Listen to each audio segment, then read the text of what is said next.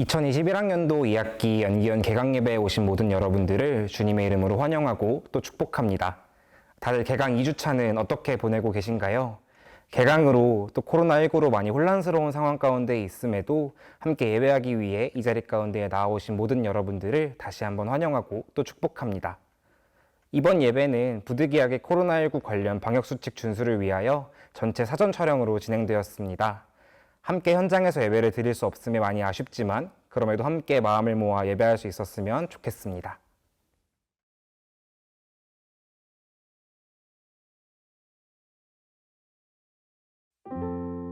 여러분 안녕하세요. 영기찬입니다. 날씨가 선선해지는가 싶더니 벌써 개강이네요. 끝없는 코로나로 지치고 힘들기만 한 개강이 아니라 가을 하늘보다 높은 주의 사랑을 힘입어 학기를 시작했으면 좋겠습니다. 코로나보다 강한 그 끝없는 사랑이 우리에게 다시 힘이 됨을 믿고 함께 주님을 찬양합시다.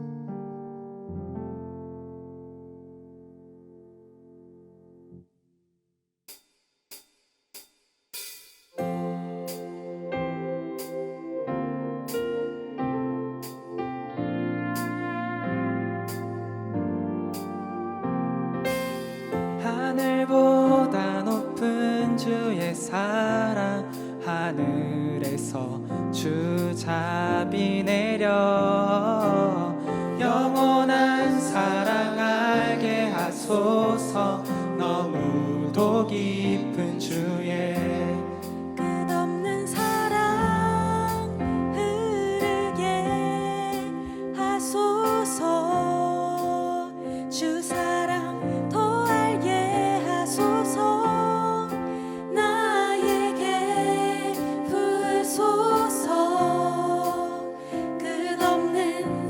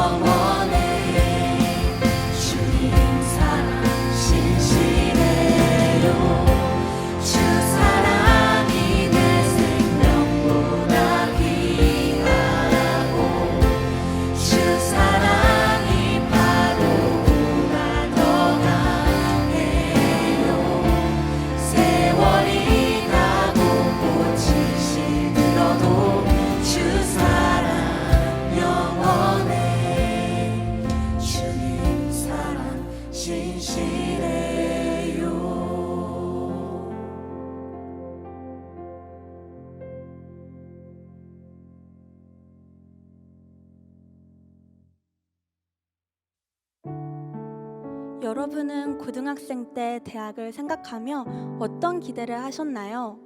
이런저런 로망도 있으셨을 거라 생각됩니다. 코로나로 인해 우리의 삶은 살아있다기보다 죽어있고 희망이 있기보다는 절망스러운 하루를 보내고 있는 것 같습니다.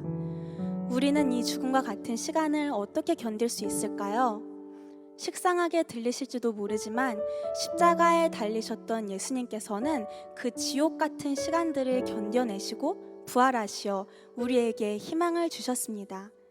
그 부활의 힘은 어리석고 약하던 제자들을 온전히 바꾸었습니다. 주가 사셨으니 우리도 살아갈 수 있고 주가 이루셨으니 우리도 이룰 수 있습니다. 할렐루야. 우리의 아픔과 절망은 그분의 사랑을 통해 소망과 희망으로 바뀔 수 있습니다. 할렐루야. 주님과 승리하시는 한 학기 되시기를 기도합니다.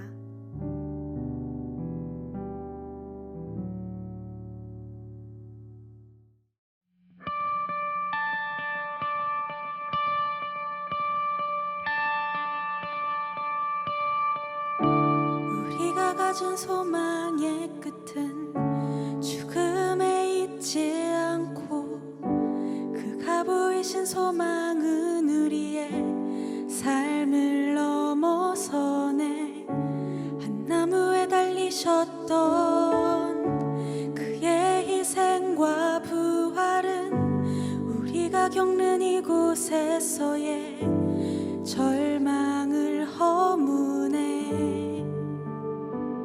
주가 사셨듯이 우리도 살아가리. 삶의 끝을 넘어 그와 함께 영원히 주가 이루신 일 우리도 이뤄가리. 우리 삶을 넘어 주와 함께 영원히.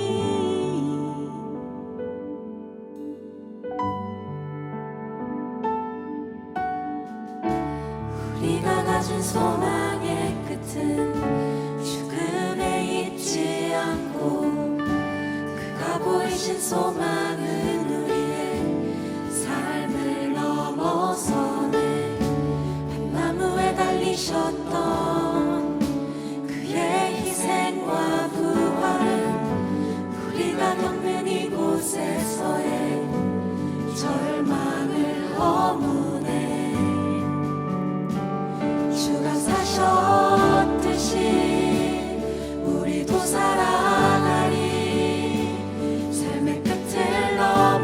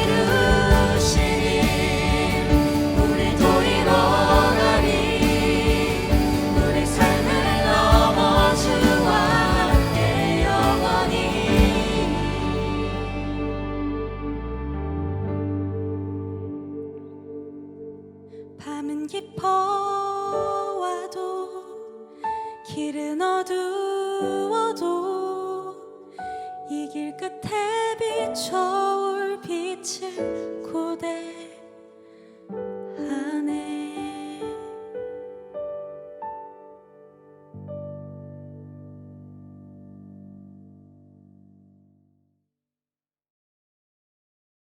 사랑의 하나님, 여러 혼란스러운 상황 가운데에서도 주님을 예배할 수 있도록 2021학년도 2학기 개강 예배를 허락하시고 비대면으로나마 이 자리에 모일 수 있게 하여 주심에 참으로 감사드립니다.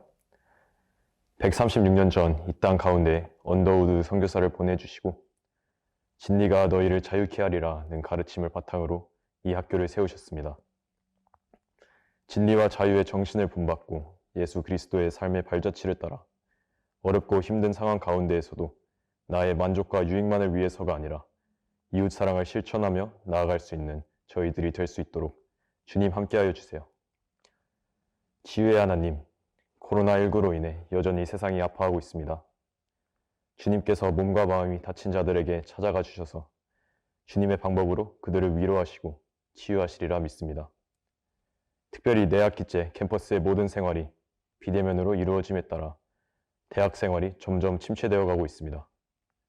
하루빨리 코로나19가 종식되어 하나님께서 창조하신 이 세상을 온전히 누리며 살아갈 수 있도록 하여 주세요. 학기를 시작하며 주님을 예배하는 이 자리의 의미를 다시금 되새깁니다. 나의 삶을 온전히 주님께 맡겨드리는 예배 시간이 될 수 있도록 하여 주시고 예배 가운데에 주어질 모든 은혜들을 하나하나 붙잡으며 나아갈 수 있도록 주님 함께 하여 주세요. 특별히 오늘 예배를 위해 섬겨준 많은 손길들을 기억합니다. 주님께서 그들을 기억하여 주시고 그들과 함께 하여 주세요. 말씀 전해주시는 정혜민 목사님과도 함께 하여 주시고 선포되는 말씀들을 우리가 잘 붙잡아 비록 뻔한 사랑 이야기일지라도 하나님 사랑과 이웃 사랑을 더욱더 실천하며 나아가는 계기로 삼을 수 있도록 도와주세요. 예수님의 이름으로 기도드렸습니다. 아멘. 오늘 하나님께서 우리에게 주신 말씀은 마태복음 22장 34절에서 40절 말씀입니다. 바리새파 사람들이 예수가 사두개파 사람들의 말문을 막아버리셨다는 소문을 듣고 한 자리에 모였다. 그리고 그들 가운데 율법 교사 하나가 예수를 시험하여 물었다. 선생님, 율법 가운데 어느 계명이 중요합니까? 예수께서 그에게 말씀하셨다. 내 마음을 다하고 내 목숨을 다하고 내 뜻을 다하여 주 너의 하나님을 사랑하여라 하였으니 이것이 가장 중요하고 으뜸 가는 계명이다. 둘째 계명도 이것과 같은데 내 이웃을 내 몸과 같이 사랑하여라 한 것이다. 이 두 계명에 온 율법과 예언서의 본뜻이 달려있다. 아멘. 자, 오늘 우리 개강 예배에서 말씀을 전해 주실 강사분을 소개해 드리겠습니다. 정혜민 목사님이 오늘 말씀을 전해 주실 텐데요. 정혜민 목사님은 전에 브릿지 임팩트 성교육 상담 센터장으로 일하셨고 지금은 성교육 센터 상담센터 숨에서 센터장을 맡아서 이 일을 하고 계십니다. 그래서 성교육 상담 센터 하면 우리가 먼저 들리는 게 성인데 늘 관계, 그건 뭐 남자 여자뿐만이 아니라 모든 관계에 대해서 얼마나 더 건강한 관계를 만들어 갈까 이것을 고민하고 또 상담하고 또 새로운 것들을 만들어 가려고 애쓰시는 분입니다. 그래서 오늘 우리에게 말씀 전해 주실 텐데요. 뻔한 사랑 이야기, 뻔하지만 그러나 또 뻔하지 않은 그 이야기를 가지고 오늘 말씀을 전해 주실 때 여러분 많은 은혜가 있기를 바랍니다. 네, 여러분 안녕하세요. 저는 오늘 여러분과 함께 하나님의 말씀을 전하게 될 정혜민 목사라고 합니다. 반갑습니다. 오프라인에서 우리 많은 학생분들을 같이 눈을 좀 마주 보면서 함께 했으면 참 좋았겠지만 그래도 이렇게 온라인으로나마 여러분을 만날 수 있게 돼서 참 행복하고 감사합니다. 저는 오늘 여기 신촌 이곳에 오면서요, 참 만감이 교차했습니다. 왜냐면 제가 여기, 이 학교에 다녔던 한 남성분과 예전에 제가 한번 연애를 해본 적이 있었어서 제가 이 학교 캠퍼스를 거의 데이트 장소로 이렇게 하면서 제가 이 채플실 앞에서도 굉장히 많이 이제 도란도란 얘기를 나눴던 그런 경험이 있거든요. 그래서 굉장히 신촌이라고 하는 곳이 이곳이 저한테는 굉장히 좋은 또 추억이 있는 곳인데 또 이렇게 여러분과 함께 이 장소에서 함께 말씀을 전하게 돼서 참 좋습니다. 제가 실은 오늘 여러분과 함께 어떤 말씀을 나눌지 정말 많이 고민을 했습니다. 아마 이제 많은 분들이 굉장히 뭐 내가 요즘 이제 특별히 코로나 이후에 더 이상 이제 뭐 하나님을 믿는다는 것의 의미가 무엇인지, 그리고 또 우리가 어떻게 또 하나님 앞에 이렇게 모여서 예배 드린다는 것에 대한 그 의미, 그리고 그 예배 드리는 것의 그 감격이 조금 희미해져 가는 그런 때에 어떻게 하면 여러분과 함께 하나님의 말씀을 뭘 전할까 굉장히 실은 고민을 했던 것이 사실입니다. 그러다가요, 제가 굉장히 오늘 말씀 본문을 정하면서 제가 결심을 한 게 있어요. 그게 뭐냐면, 그래, 우리가 아주 뻔한 얘기를 해보자. 네. 그래서 저는 오늘 제목이 뭐였습니까? 설교의 제목이 사랑, 그 뻔한 이야기. 네, 저는 오늘 그 뻔한 이야기에 대해서 여러분과 함께 나누고자 합니다. 오늘의 본문의 말씀을 한번 보면요, 뭐 아까 앞에서도 우리가 같이 본문을 통해서 보셨겠지만 이 마태복음 22장에서는 예수님께서 이 많은 이제 율법사들과 함께 이야기를 나누는 그런 장면이 등장합니다. 성경을 보면 이렇게 적혀 있습니다. 한 율법사가 예수님을 시험하고자 해서 뭐라고 물어보냐면, 선생님, 이 율법 중에서 이 하나님의 이 말씀들, 이 율법들 중에서 무엇이 가장 큽니까? 라고 질문을 던집니다. 그랬을 때 예수님께서 뭐라고 대답을 하시냐면, 우리가 아까 본문에서도 뭐 보셨겠지만 37절 말씀이 있긴 한데요. 제가 한번 읽어드리도록 하겠습니다. 예수께서 이르시되 내 마음을 다하고 목숨을 다하고 뜻을 다하여 주 너의 하나님을 사랑하라 하셨으니 이것이 가장 크고 첫째 되는 계명이다 라고 말씀을 하시면서 이어서 이렇게 말씀하십니다.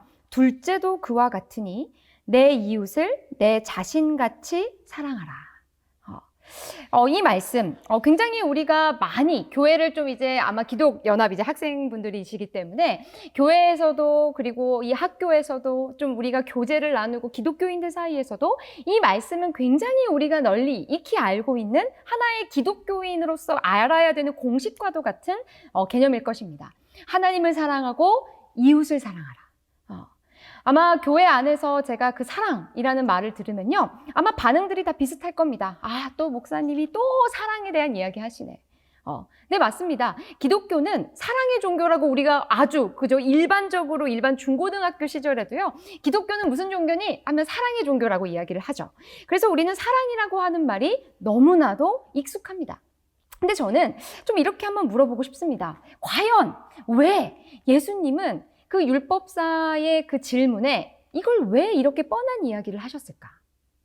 저는 그렇게 생각해요. 당시에 이 율법사, 정말 그 당대의 엄청난 그 율법사들이 과연 이 율법 중에서 하나님의 말씀 중에 정말 가장 크고 첫째 되는 그 계명에 대해서 본인들 사이에서 그런 합의가 없었을까요? 진짜 궁금해서 이런 이야기를 했을까요? 전 아니라고 생각합니다.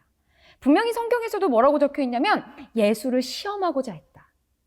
근데 왜 예수님은 그러면 한번 예수님의 입장에서 생각해 보면 좀 뭔가 이런 오만방자한 율법사를 향해서 야, 이런 건 이거야 라고 좀 한 방을 날려주셨으면 좋겠는데 왜 이렇게 뻔한 이야기를 하셨을까? 하나님을 사랑하고 이웃을 사랑해라. 저는 어쩌면 예수님께서 이 뻔하고 당연한 이야기를 머리로만 아는 자들에게, 얘들아, 하나님을 믿는다는 건 이 율법에 적혀 있어서, 그리고 하나님의 자녀로 산다는 것은 이런 뻔한 이야기를 머리로만 아는 것이 아니라 그 뻔한 이야기를 당연하게 살아내는 그 삶이 중요한 거야 라는 이 말씀, 이 깨달음을 주시기 위해서 예수님이 이런 뻔한 이야기를 하시진 않았을까? 라는 생각을 해봅니다. 그러면 저는 이렇게 또 되묻고 싶죠. 이게 과연 그 율법학자만의 문제였을까? 아닙니다. 저는 지금 이 시대를 살아가는, 특별히 이렇게 어렵고, 그죠? 지금은 이제 모이기도 쉽지 않습니다. 이런 세상 속에서 하나님을 구주로, 나의 구주로 고백하는 우리들에게도 동일하게 적용되는 문제가 아닐까라는 생각을 해봅니다. 여러분, 제가 굉장히 고민을 많이 했습니다. 개강 예배래요. 개강 예배라서 굉장히 이제 막 저한테 학교의 어떤 상황들이나 이런 것들을 미리 막 소스를 주셨습니다. 그래서 제가 이야기를 들으면서 더 부담이 됐어요. 개강 예배인데 이런 상황 가운데에서 어떤 말씀을 전하는 게 좋을까?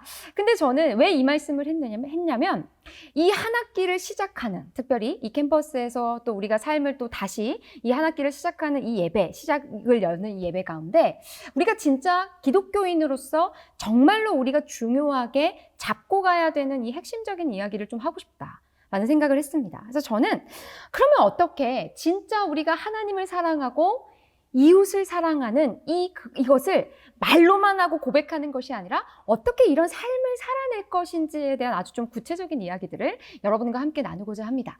그러기 위해서는 저희 센터 이야기를 좀 나누고 싶습니다.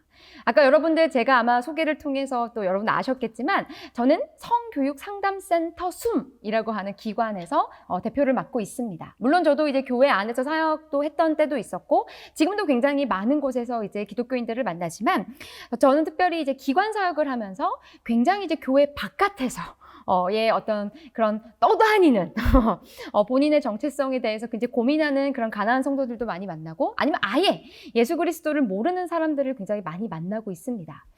저는 저희 센터 이야기를 한다고 해서 또 제 이야기를 한다고 해서 여러분이 오해는 하지 않으셨으면 좋겠어요.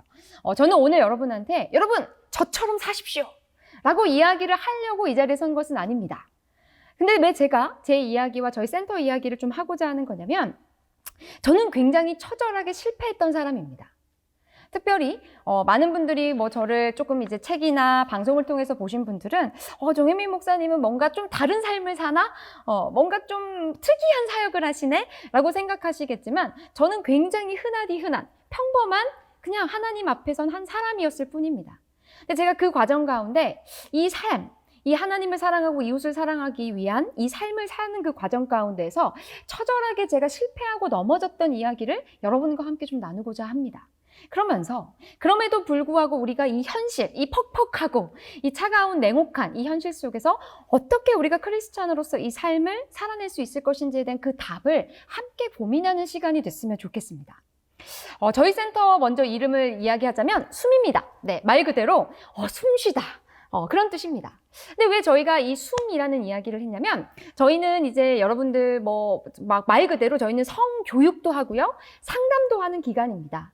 그런데 저희는 이렇게 하면서 특별히 이제 교회 안팎에서 일어나는 성범죄의 피해자들을 지원하고 그리고 그런 사건들을 공론화하는 일들도 동시에 저희는 진행을 하고 있는데요. 어느 날 저희 센터에 찾아와서 제가 오랫동안 이제 케어해주고 지원해줬던 이 피해자 친구가 저한테 어느 날 치킨을 막 먹고 있었어요. 밤에 이제 야식을 먹으면서 치킨을 먹는데 그 친구가 닭다리를 탁 뜯더니 저한테 이런 얘기를 툭 하는 거예요. 목사님, 이제야 숨이 좀 쉬어져요.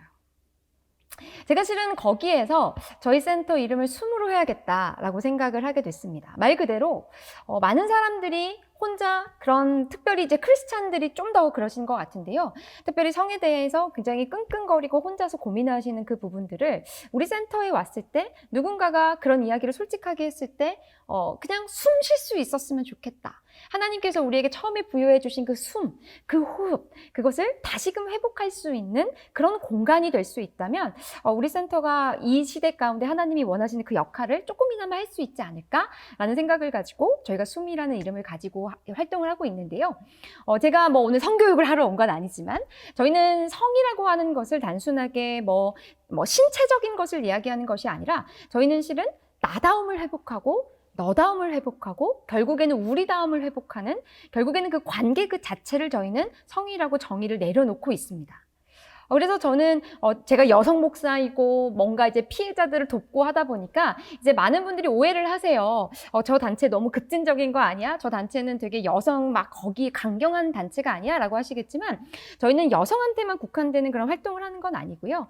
하나님이 창조하신 이 세상 속에서 남성과 여성이 어떻게 서로 건강하게 균형을 이루고 조화를 이뤄 나가야 되는지에 대한 그 아름다운 균형과 조화에 대한 그런 것을 교육하고 상담하는 기관이라고 보시면 될 것 같습니다. 제가 처음에 성에 대한 관심을 가지게 된 계기는 굉장히 어떤 한 사건 때문이었습니다.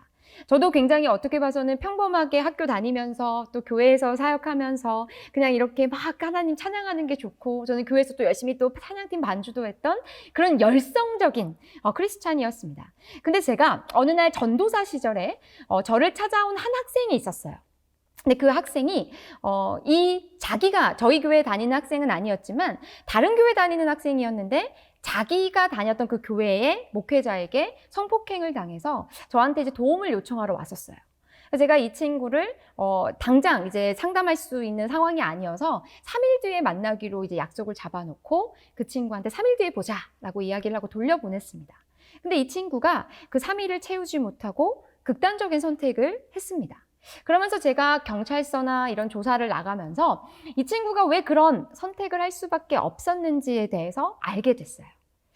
그 당시에 이 친구가 굉장히 이제 부모님과 같이 살고 있지 않은 친구였기 때문에 가족에게 이야기하지 못하는 상황 가운데에서 굉장히 어렵게 교회 선생님한테 이야기를 했는데, 이 교회 선생님이 그때, 물론 이 선생님도 아이를 사랑하셨겠지만 그때 어떤 단어를 쓰셨냐면, 네가 하나님을 믿는 사람이잖니. 그러니까 네가 그분을 용서해야 돼.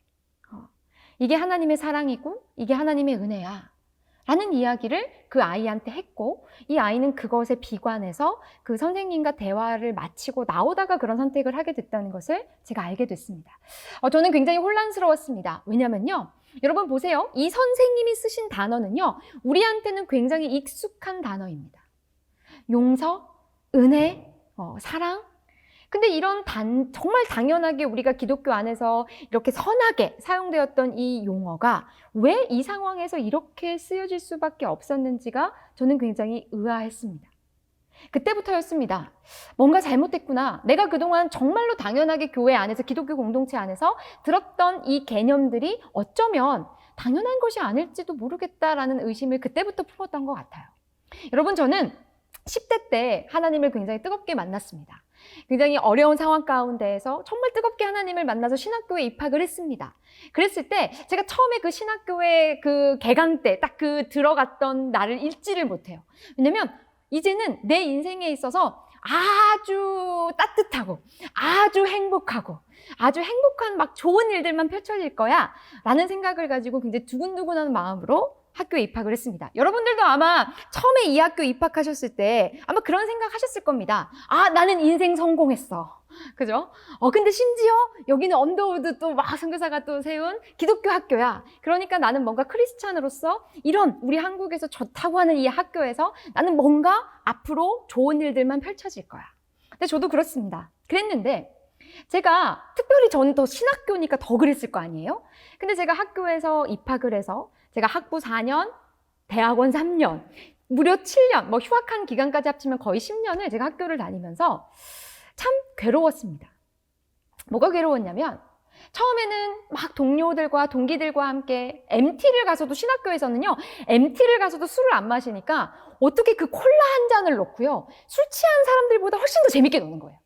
그리고 막 이렇게 막 춤추거나 막 하진 않는데 서로의 뜨거운 간증을 이야기하면서 막 눈물을 흘리고, 또 제가 잊을 수 없는 게 어떤 학기에는 MT를 갔는데 이런 피아노가 있었어요. 근데 피아노 앞에 앉아가지고 제가 이제 피아노를 막 치니까 갑자기 친구들이 우르르 몰리더니 세상에 막 5시간, 6시간을 찬양을 하는 거예요. 근데 그게 여기가 천국이구나. 저는 그렇게 생각했습니다. 그런데 왜 제가 좌절을 했느냐? 점점 시간이 지날수록 내가 이 환경이 익숙해지면 익숙해질수록 똑같이 우리가 교회 안에서, 신학교 안에서, 기독교 공동체 안에서 이야기되어졌던 이 당연하다고 여겨졌던, 이 뻔하지만 당연하다고 여겨졌던 이것이 당연하지 않게 흘러간다는 것을 알게 됐어요. 그리고 하나님께서 말씀하신 하나님 사랑, 예수님께서 말씀하신 하나님 사랑과 이웃 사랑의 이 삶의 방향과 약간 이런 것들이 점점 이상하게 핀트가 어긋난다라는 생각이 들기 시작했습니다. 제가 조금 더 노골적으로 이야기를 하자면 아마 여러분들도 그럴 겁니다. 졸업할 쯤 되면 내가 어느 회사에 취직하는 것이 좋은지, 내가 어디에서 어느 정도의 대우를 받고 어떻게 하는 것이 중요한 게 자꾸 거기에 이렇게 꽂히는 것처럼 신학생들도 마찬가지였습니다. 어느 교회를 가는 게 좋지? 마치 일반 회사가 대기업이 있고 막 중소기업이 있는 것처럼 교회도 그렇게 나뉘어져 있는 거예요. 교회도 막 저기에서 큰 교회, 대우가 좋은 교회는 대기업 교회. 그리고 뭔가 그 교회에 이제 뭔가 사역하는 사역자들은 뭔가 성공한 사람인 것 같고, 지방에서 정말 저 시골로 가가지고 사역하는 동기들은 뭔가 너는 실패한 사람인 것 같은 그런 묘한 기류들이 흐르기 시작하는 것이 저한테는 참 불편하게 다가왔습니다. 그러면서 제가 결단을 했습니다. 마지막 학기 때 여러 교회에서 저도 이제 워낙 제가 보면 또 예쁘고 말을 잘하잖아요. 그렇죠? 인정하시죠? 네. 그렇기 때문에 많은 교회에서 러브콜도 하고 그러셨지만 제가 무슨 생각을 했냐면 내가 여기에서 휩쓸려 가버리면 안 되겠다. 그래서 결단을 했습니다. 어떤 결단이었냐면 진짜 하나님을 사랑하고 이웃을 사랑하는 그 삶이 뭘까? 내가 목회자이기 전에 내가 한 명의 그 하나님 앞에 선 한 명의 존재로서 나는 이렇게 살고 싶지 않다라는 생각이 문득 들었어요. 그래서 저는 교회를 박차고 학교를 박차고 나와서 신학교를 박차고 나와서 저는 일반 학교로 들어갔습니다.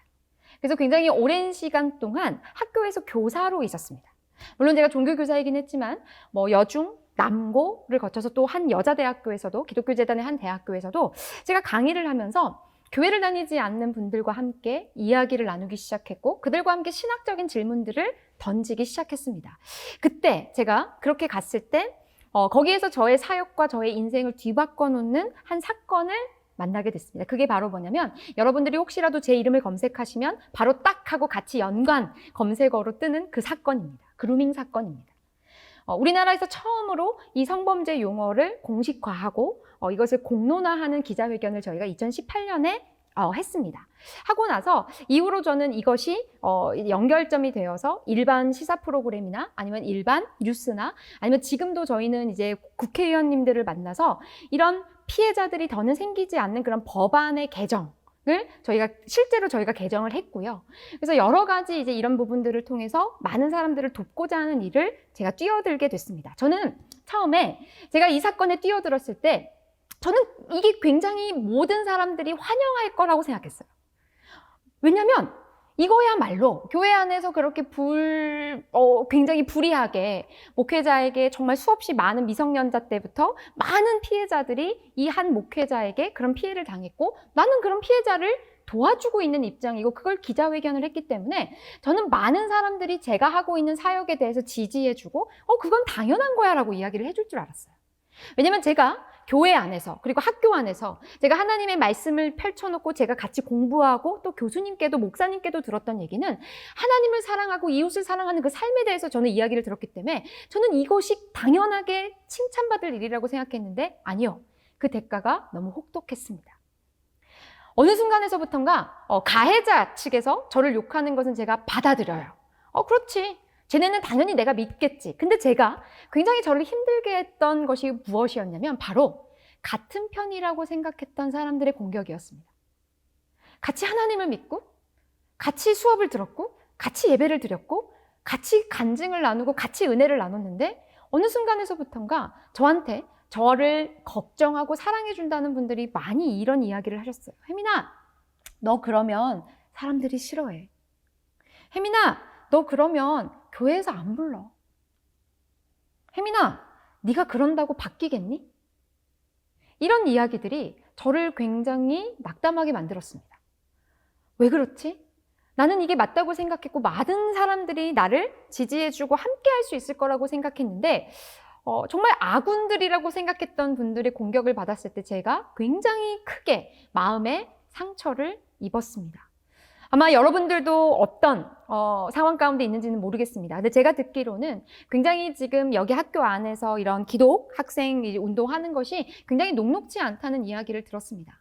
여러분 안에서도 우리가 같은 하나님을 믿고 있고 같이 복음을 이야기하고 있지만 다양한 입장들 차이 때문에 서로가 서로에게 상처를 받고 오히려 비기독교인인 사람들한테부터 받는 상처보다는 우리 안에서 받는 상처들이 더 커서 이 활동, 이렇게 내가 학교 안에서 기독 학생으로서 이렇게 지낸다는 것에 대한 의미마저도 그런 의미를 못 찾으시는 분들도 굉장히 많으실 것이라는 생각도 듭니다. 네, 이해합니다. 저희 목회자 가운데서도 이러는데 아마 여러분들은 더 하실 것이라는 생각이 들어요. 근데 여러분 생각해 보세요. 정말로 그동안 수많은 여러분들도 간증 막 이런 것들을 들으셨겠지만 이렇게 수없이 많은 욕을 듣고 저는 심지어 본인이 목사라고 이야기하는 목사인지도 모르겠습니다만은 그런 어떤 사람이 주일날 새벽에 저한테 전화해서 저희 아들이 다니고 있는 유치원 그리고 저희 아들 이름까지 얘기하면서 너 가만두지 않겠다고 이렇게 협박을 받기도 하고 정말 말도 안 되는 일들을 겪으면서 실은 굉장히 이제 많은 분들은 이쯤 되면은 정혜민 목사 정도면 그런 것들 다 됐어 이렇게 무시하고 하나님만 바라보고 간다 그러면서 막 이 일을 끝까지 추진해서 갔을 거라고 기대하시겠지만 아니요, 저는 굉장히 연약했습니다. 제가 이 일을 하면서 솔직히 거창하게 일을 한다라고 생각하기보다는 나는 이게 당연히 하나님께서 말씀하신 삶의 모습이야. 이게 하나님께서 보여주신 삶의 그 방향성이 맞다라고 생각하고 그것을 직진으로 해서 가고 있었을 때 정말로 수없이 많은 사람들의 욕을 듣는데 제가 자꾸 이런 생각이 드는 거예요. 내가 왜 굳이 이렇게까지 살아야 되지? 그리고 이렇게 살고 싶지 않다. 나도 사람들한테 욕 먹고 싶지 않고 내가 뭐 잘났다고 앞에 나가서 내가 자꾸 이러지? 라고 하는 생각이 들어서 제가 어떻게 했냐면 결국에는 도망쳤습니다. 그냥 도망친 게 아니라 진짜로 도망을 쳤어요. 그래서 이 사건을 더 이상 못할 것 같다라는 생각이 들어서 잠시 스톱하고 중단시켜놓고 그리고 나는 목사도 못하겠다. 내가 이 상태에서 어떻게 내가 사역을 하지 싶어서 저희 집이 이제 서울에 저기 있는데 저희 고향이 경상남도 거제도예요. 근데 제가 그날 밤에 차를 끌고 경상남도 거제도로 도망을 쳤습니다. 남편한테 아이를 맡기고 여보, 내가 더 이상 사역을 못할 것 같아요. 내가 이 상황에선 나는 기도도 나오지 않아요. 그래서 저는 차를 끌고 그냥 갔어요. 가서 어떻게 했냐면 그 해수욕장에 차를 이렇게 대놓고 가만히 그 바닷가를 바라보고 앉아 있는데 기도도 나오지 않는데 막 눈물만 나오는 거예요. 그러면서 하나님한테 계속 질문했던 건 이것이었습니다. 하나님 살아계십니까? 예수 그리스도를 믿는다는 건 무엇일까요? 저는 지금 너무 괴롭습니다. 이 길이 맞다면 예수님께서 나타나셔가지고 짠 하고 초자연적으로 나에게 뭔가를 보여주시거나 상황이 풀리게 하시거나 아니면 내 옆에서 나를 적극적으로 전적으로 지지해주는 사람들이 많아져야 내가 이 일을 할 수 있는데 왜 하나님 저를 이렇게 혼란 가운데 고난 가운데 고통 가운데 저를 그냥 내버려 두십니까? 근데 여러분 제가 그날 새벽에 바닷가를 보고 그 밤에 막 바닷가를 그 앞에서 여러분한테 다 이 시간 얘기할 수는 없지만 정말 극적으로 그 도망친 그 앞바다, 그 바닷가에서 사람이 아무도 없는 그 바닷가에서 하나님께서 저를 찾아와 주셨어요. 제가 그 경험을 하고 나서 어떤 생각을 하게 됐냐면 명확하게 알게 됐습니다. 하나님은 계속 보고 계셨구나. 나는 그 당시만 해도 저는 이제 막 언론에 나가지도 않고 그냥 굉장히 조용하게 혼자서 열심히 싸우고 있는 목회자였거든요. 아무도 나를 도와주지 않고 하나님도 나를 버렸다고 생각했는데 그 자리에서 하나님이 저와 함께 하시는 걸 보면서 제가 이걸 깨닫게 됐습니다. 하나님은 교회 안에 계시는 분이 맞지만 교회 안에만 계시는 분은 아니구나. 제가 그것을 굉장히 뼈저리게 깨닫게 됐습니다. 그러면서 제가 하나님을 그렇게 뜨겁게 만나고 나서 올라와서 제가 바뀐 게 뭐냐면 매일 성경만 읽었어요. 실은 저는 이제 막 성경을 읽는다는 게 잘못됐다는 건 아니지만 성경만 읽었어요. 근데 제가 이때부터 역사, 경제, 문화 이런 것들을 그냥 공부하기 시작했습니다. 왜 공부했냐면 확신이 있었어요. 하나님이 이 삶 가운데 지금 우리가 이렇게 암묵하고 막 하나님이 없는 것 같은 이 세상 속에서도 하나님은 분명히 우리와 함께 하신다라는 확신이 있었기 때문에 그 발자취, 그 흔적들을 찾아보고 싶었습니다. 그래서 공부하기 시작했어요. 정말 제가 학교 다닐 때는 하지 않았던 인문학 공부를 그때 했어요. 그때 하면서 제가 굉장히 그 성경책이 아닌데도 제가 신문을 읽다가도 울게 되고 역사를 공부하다가도 그 안에서 하나님께서 운행하신 그 흔적들을 보면서 울게 되고 그러면서 저는 이 삶이 참 귀하구나. 이 하나님께서 말씀하신 하나님을 사랑하고 이웃을 사랑하는 이 삶이 이 현실 가운데서 불가능하지 않다라는 확신을 가지게 됐습니다.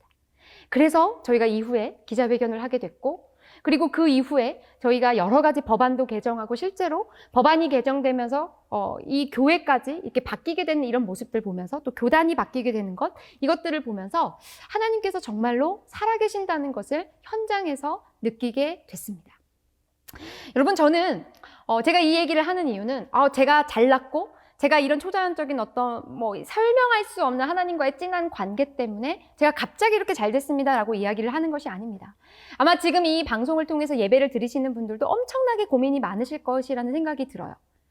내가 예수님을 믿는다는 것, 예전에는 특별히 신입생들 같은 경우에는 교회에서 열심히 그동안 우리가 열심히 뜨겁게 신앙생활하고 했던 것에 있어서는 굉장히 익숙한데, 내가 굳이 여기 학교까지 와가지고 뭔가 기대를 가지고 기독학생연합회에 들어와가지고 뭔가를 해보려고 했는데, 여기 들어오니까 사람들한테 더 상처받고 이 구조가 내 마음 같지가 않고 내 마음대로 흘러가지도 않고, 또 어떤 사회를 바라보는 시각이나 이런 게 조금 다른 사람들이 있으면 그 사람들을 자꾸 정죄하게 되고, 그럼 그 안에서 계속 상처받게 되는 이런 얽혀있는 관계들 속에서 내가 굳이 교회가 아닌 교회 바깥에서 이 학교 공간에서 내가 굳이 크리스찬을 드러내면서 내가 이렇게 신앙생활을 유지할 필요가 있나?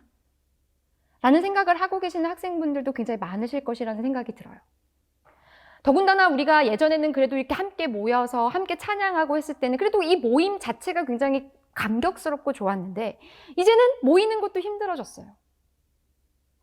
이제는 이 온라인을 통해서, 화면을 통해서 예배 드리는 것이 그냥 너무나도 익숙해져 버리고, 오프라인에서 예배를 드릴 수 있는 기회가 있음에도 불구하고 그냥 귀찮아서 자꾸 그냥 핸드폰으로 쓱 하면서 내가 예배에 대해서 굉장히 드려지는 그 감격이 줄어들고 계시는 분들도 계실 겁니다. 그러면서 또 덧붙여서 요즘 코로나 막 이렇게 터지기 시작하면서 각종 언론이나 TV를 키면 교회에 관련된 굉장히 불미스러운 일들, 그죠? 그리고 실망스러운 교회에 관련된 보도들, 목회자의 그런 비리들, 그런 것들을 보면서 진짜 내가 누군가한테, 친구들한테 가서 내가 기독교인이야 라고 말하는 것 자체가 부끄러워서, 내가 기독교인이지만 기독교인인 것처럼 티를 안 내고 숨기는 학생들도 혹시 있을지도 모르겠다라는 생각이 듭니다. 그런 분들은 지금 드려지는 이 예배가 여러분한테는 굉장히 당연하게 그냥 숨 쉬는 것처럼 당연하지만 별로 의미가 없게 여겨질지도 모르겠습니다. 굉장히 암울하고 좌절스러운 현실을 살고 있는 것은 맞습니다. 하지만 저는 오늘 여러분한테 이것을 꼭 부탁드리고 싶습니다. 그게 뭐냐면, 그럼에도 불구하고 저는 우리가 하나님을 사랑하고 이웃을 사랑하는 이 삶을 포기하지 말자는 거예요. 저는 굉장히 이제 많은 사람들을 만나고 굉장히 많은 분들과 함께 신앙적인 이야기를 나눴을 때 가장 안타까웠던 지점은 그것이었습니다. 내 눈에 보이는 하나님께서 뭔가 내가 원하는 대로 나에게 이 모든 것들을 이루어 주실 때만 우리는 감사의 고백을 하지, 그러지 않은 상황 가운데에서는 내 감사의 고백이 올라오는 게 힘들다는 거 저도 알지만, 저는 단순하게 하나님을, 예수님을, 그 성령님의 능력을 알라딘 램프, 그 요술 그 램프처럼 나의 소원을 들어주고 나의 만족을 채워주고 내가 필요할 때만 찾는 그런 의지하는 대상으로만 볼 것이 아니라, 정말 친밀하게 하나님께서 우리에게 이 말씀을 통해서, 그리고 사람들을 통해서 나에게 지금도 말씀하신 이 하나님의 이 사랑을 우리가 좀 적극적으로 반응했으면 좋겠다는 거예요. 친구처럼. 여러분들 좌절하지 않으셨으면 좋겠습니다. 그리고 저는 함께 우리가 이런 환경 가운데에서 하나님을 예배하는 것에 대한 그 감격스러움을 여러분들이 놓지 않으셨으면 좋겠습니다. 여러분, 사람들이 같이 신앙생활 하다 보면 실망할 때도 있고 저 사람이랑 함께 하고 싶지 않을 때도 있어요. 맞아요. 그런데 그럼에도 불구하고 우리가 믿는 그 하나님의 그 삶, 그 하나님께서 말씀하신 그 복음의 진리 앞에서는요, 우리는 모두 한 가족입니다. 저는 그래서 여러분들이 내가 저 사람을 싫다고 해서 그냥 쳐내고 욕하고 뒤에서 정죄하는 것이 아니라 함께 손을 내밀어 줄 수 있고 상대방의 이야기에 공감해 줄 수 있고, 실은 이런 모든 것들이 다 뭐냐면 하나님을 사랑하고 이웃을 사랑하는 아주 작은 그 시작점이라는 거죠. 다음번에 우리 학생분들을 오프라인에서 만나게 된다면 그런 삶의 이야기들을 더 나눌 수 있었으면 좋겠습니다. 마지막으로 다시 한번 저는 부탁드리면서 이제 말씀을 좀 마무리하고자 합니다. 우리가 정말로 이 시대 가운데 정말 암울해 보이고 끝이 보이지 않는 이 세상 가운데에서 진짜 하나님의 제자로, 예수 그리스도의 제자로 살아간다는 건 다른 것이 아닙니다. 어떤 요행을 부리거나 내가 높은 자리에 올라가서 뭔가 내가 더 많은 헌금을 하고 내가 더 많은 영향력을 행사하는 것, 네, 물론 그것도 굉장히 의미 있고 중요한 일이겠지만, 그것보다 정말 중요한 건 지금 하나님께서 주어주신, 정말 하나님께서 보내신 나의 삶의 자리에서 하나님을 사랑하고 이웃을 사랑하고 정말 내 바로 옆에 있는 나와 함께 예배드리고 나와 함께 수업을 듣고 나와 함께 밥을 먹는 그 주위의 사람들에게 정말로 내가 그 자그마한 삶의 실천 하나 할 수 있는 것, 거기서부터 하나님의 나라는 시작될 수 있다 라는 말씀을 드리면서 우리가 정말 이 하나님을 사랑하고 이웃을 사랑하는 이 뻔한 이 사랑의 이야기를 당연하게 우리의 삶으로 살아낼 수 있는 저와 여러분이 될 수 있기를 간절히 기도합니다. 제가 기도하고 마무리하도록 하겠습니다. 주님, 우리를 너무나 사랑하셔서 이 땅 가운데 오셨고 우리를 너무나 소중히 여기셔서 십자가에 달리셨고 우리를 너무나 긍휼히 여기셔서 부활하셨음을 이 시간 믿음으로 고백합니다. 하지만 주님, 이 믿음의 고백대로 살지 못했던 우리의 연약함들도 이 시간 주님 앞에 내려놓길 원합니다. 당연하게 고백했지만 그런 당연한 삶을 살지 못했던 저희의 지난 날들을 용서해 주옵소서. 머리로만, 입술로만 고백하는 것이 아니라 전심을 다해 우리의 삶 모든 곳에서 주님이 드러나길 원합니다. 마음을 다하고 뜻을 다하고 힘을 다하여 주님을 사랑하겠습니다. 내 몸과 같이 내 이웃을 사랑하겠습니다. 주님께서 우리의 삶의 주인이 되어주시고 주님만 쫓아가는 우리 모두가 되게 하여 주옵소서. 이 모든 말씀 예수님의 이름으로 기도드렸습니다. 네, 오늘 우리 개강예배 오셔서 귀한 말씀 전해주신 정혜민 목사님께 다시 한번 깊은 감사를 드립니다. 우리가 너무나도 잘 알고 있는 사랑, 뻔한 이야기지만 너무나도 뻔한 만큼 우리가 우리 실생활에서 정말 구체하지 못하고 살아가고 있는 걸 다시금 깨닫게 됩니다. 하나님께서 우리를 사랑하라고 부르셨는데 오늘 이 시간 함께 기도했으면 좋겠습니다. 하나님, 당신께서 부르신 그 사랑대로 우리가 처한 자리에서, 우리 가정에서, 우리 학교에서 우리 함께 더불어 살아가는 이들과 사랑하며 살아가게 해주십시오. 주님, 그 사랑을 내가 있는 그 자리에서 구현하며 살아가게 해주십시오. 이 시간 함께 그 사랑을 놓고 기도하도록 하겠습니다. 기도하겠습니다. 하나님, 감사합니다. 주여, 나를 사랑하게 해주십시오. 그 사랑 가운데 걸어가게 주옵소서. 아버지 하나님, 나뉘고 찢어지고 분열되고 주님 이름 가운데 살아가겠습니다. 주여, 우리를 하나 되게 해주옵소서. 분열되고 찢어지고 아버지 하나님, 서로가 이겨지지 못하고 서로가 배제하고 나뉘고 잘라내고 거듭내고 그 모든 가운데서 주여, 우리가 주님 앞에 온전히 섬겨주시옵소서. 오직 주님의 사랑만이 우리를 아버지 하나님 새롭게 하실 수 있습니다. 주님의 사랑만이 토대가 되는 것을 믿습니다. 모두가 당연한 그 가운데서 주여 함께 하옵소서. 주님의 은혜로 온전히 채워주옵소서. 주님 함께 해주시고 주여 우리를 온전히 채워주시고 새롭게 해주옵소서.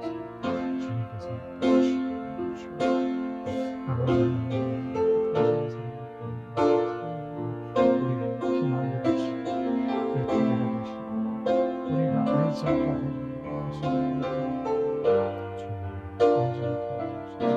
사랑으로 온전히 도와주옵소서. 다른 것들이 아니라 다른 어떤 것들이 아니라 오직 사랑으로 우리를 주님 찾으시고 사랑하시고 이 땅의 사랑을 그렇게 살아가는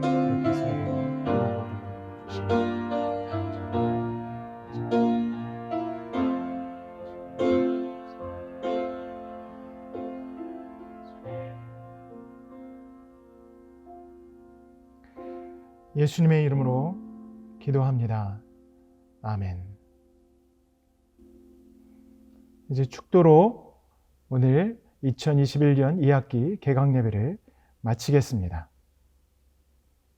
지금은 우리를 사랑하셔서 이 땅에 오신 예수 그리스도의 무한한 은혜와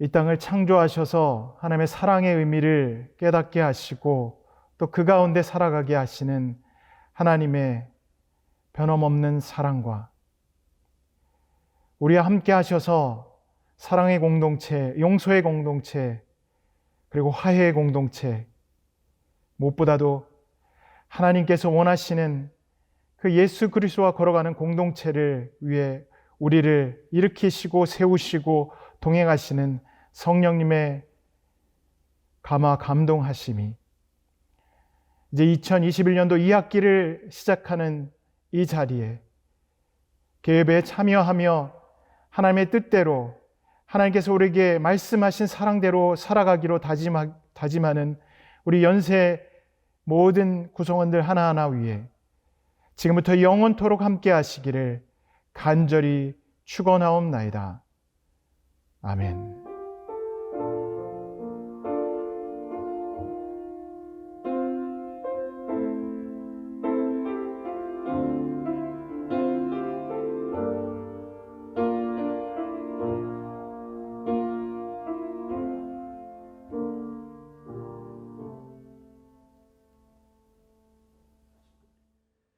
지금은 광고 시간입니다. 개강 예배에 참여해주신 모든 여러분들께 다시 한번 감사드립니다.